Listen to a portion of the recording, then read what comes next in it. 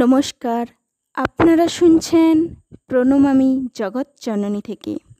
শুনছেন অমৃতধারা গ্রন্থের পাঠ। আজ শোনাব অমৃতধারা গ্রন্থের পাতায় রচিত এমন একজনের নাম, যিনি জন্মগ্রহণ করেন বাংলাদেশের শ্রীহট্টতে 1884 খ্রিস্টাব্দের অক্টোবর মাসে। শৈশব থেকেই তার পারিবারিক জীবনের প্রতি কোনো অনুরাগ ছিল না। তিনি ছিলেন ইন্দ্রদয়াল ভট্টাচার্য, যিনি ইন্দ্রদয়াল মহারাজ নামেও পরিচিত ছিলেন। যেহেতু তার সাংসারিক জীবনে কোনো মতি ছিল না, সেহেতু তাকে তাদের কুলগুরু শৈশবেই শক্তিমন্ত্র অনুসারে দীক্ষা দিয়েছিলেন। কিন্তু ঈশ্বর ও পরম শান্তি উপলব্ধির আকাঙ্ক্ষা তার অসম্পূর্ণ ছিল। তাই তিনি জয়রামবাটিতে শ্রী শ্রী মায়ের কাছে চিঠি লিখলেন এবং তার আশীর্বাদ প্রার্থনা করেছিলেন। 1913 সালে তিনি জয়রামবাটিতে আসেন এবং সারদা দেবীর দ্বারা শুভ শ্রী রামকৃষ্ণ মন্ত্রে দীক্ষিত হন ও স্বামী বিবেকানন্দের ধারণা দ্বারা বিশেষভাবে প্রভাবিত হন।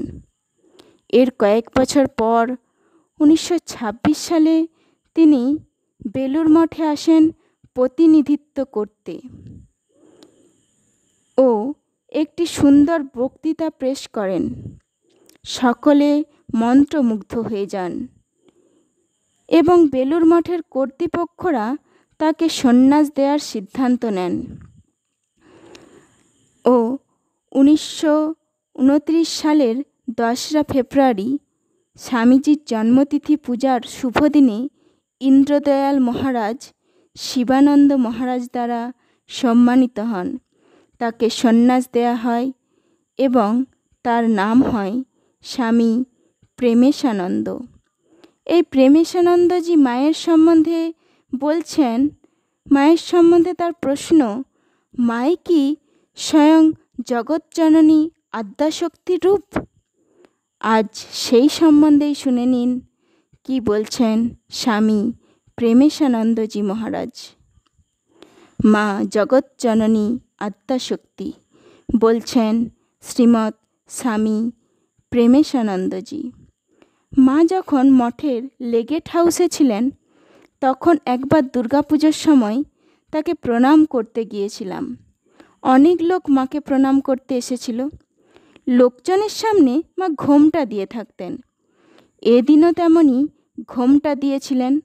আমি প্রণাম করে ঘোমটার তোলা দিয়ে মায়ের মুখ এক ঝলক দেখে নিয়েছিলাম। সেই সময় তার চোখের দৃষ্টি ছিল খুব প্রখর, যেন টর্চের মতো।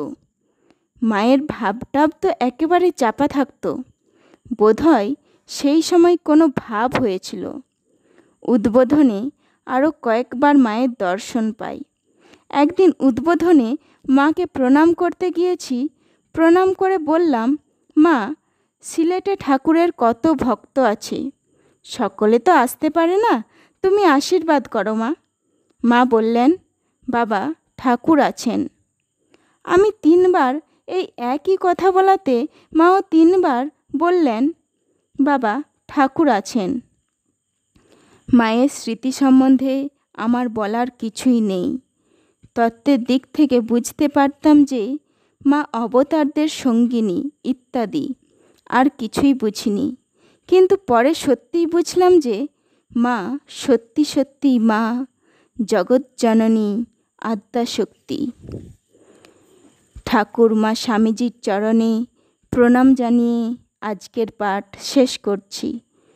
নমস্কার। প্রণমামী জগৎজননীতে নতুন হয়ে থাকলে সাবস্ক্রাইব করে পাশে থাকুন এরকম আরও নতুন নতুন পাঠ ও আলোচনা শুনতে। লাইক, শেয়ার ও কমেন্ট করুন, কারণ আপনাদের উৎসাহই আমাদের ইন্সপিরেশন যোগায়। ধন্যবাদ।